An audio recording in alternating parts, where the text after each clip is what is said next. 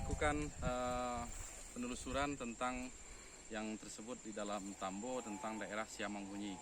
Jadi kalau kita lihat, ini ada lembah yang nanti bisa kita coba menelusuri lebih lanjut mana lembah yang ditempuh.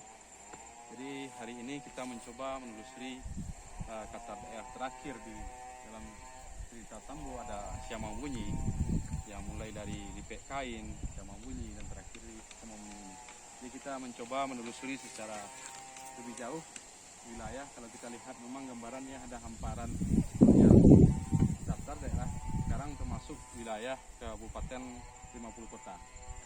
Jadi ada Gunung Bonsu dan lain sebagainya, yang pada akhirnya nenek moyang Minangkabau berakhir di Gunung Merapi dan memulai perkampungan awal di Pariangan Padang Panjang.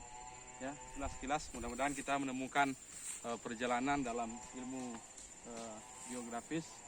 Kita akan mencoba menelusuri sungai. Kita tunggu video selanjutnya. Selamat.